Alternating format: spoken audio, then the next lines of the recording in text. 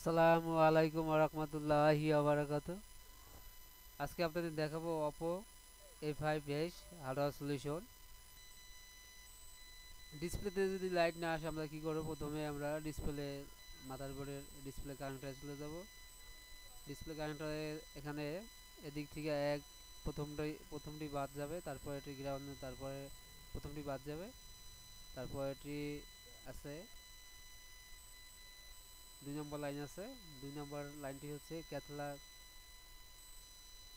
LED কে, ক্যাথলা কে, ক্যাথলা এ। ক্যাথলা এ হলো 2 নম্বরে, আর 4 নম্বরে হচ্ছে ক্যাথলা কে। আর PWM আউট, এটা হচ্ছে ক্যাথলা কে এর পর 1 2 3 4 5 6 7 8 9, 9 নম্বর লাইনটি।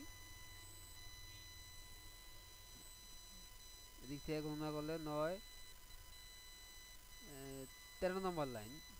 এদিক থেকে 13 নম্বর লাইন। আর আমরা এই লাইনটির দেখব মান কত আছে, কত রিডিং আছে, তাহলে বুঝতে পারবো আমাদের লাইন নিয়ে সমস্যা। তো অনেক সময় ফাঙ্গাস পড়ে যায়, যে কোনো একটি লাইন মিসিং হলেই আপনার লাইট জ্বলবে না।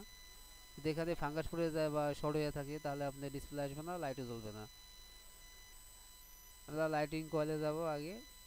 এই লাইটিং কয়েলটি মেপে দেখবো ঠিক আছে কিনা। তারপর এটা লাইটিং আইসি, আমরা লাইটিং আইসি তুলবো না আগে। আমরা সবসময় ভুল করি লাইটিং আইসিটা আগে তুলি। এই যে এই আইসির থেকে পি ভিপিএইচ পাওয়ার এটা এখান থেকে গেছে এটা। এটা যেমন আমাদের সিফটি সুরক্ষা আছে। তারপরে আমরা এখান থেকে পাওয়ারটা ঢুকছে ডাইরেক্ট ডিসপ্লে লাইটিং আইসি থেকে কনভার্ট হয়ে তারপর ডিসপ্লেতে গেছে। এখন আমরা এটার মান কত থাকবে, রিডিং কত থাকবে তা দেখবো। বন্ধুতে চলে যাব।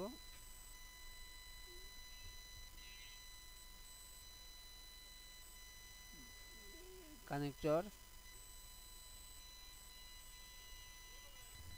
কানেক্টর আসার পর দেখবো আমরা এলসিডি কানেক্টর এখানে দেখছিলাম আমরা 2 নম্বর লাইন ক্যাথলা কে।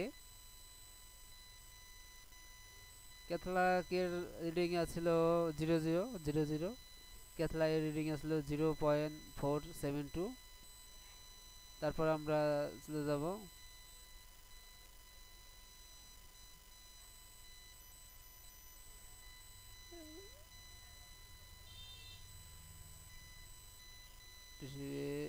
এলইডি। এটা আছে কত নম্বরে?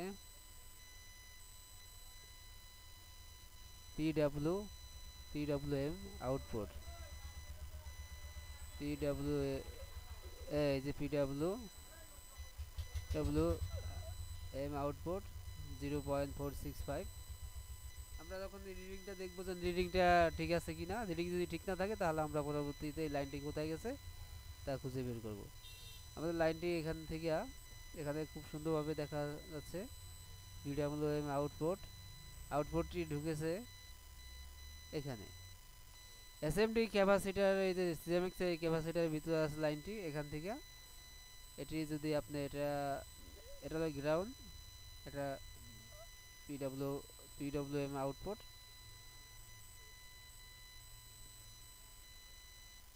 সুন্দরভাবে দেখানোর চেষ্টা করলাম, যতটুকু পারছি ততটুকুই দেখাইলাম। আসসালামু আলাইকুম ওরহমতুল্লাহি ওবারাকাতুহু।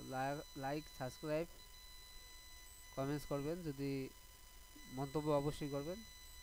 ধন্যবাদ।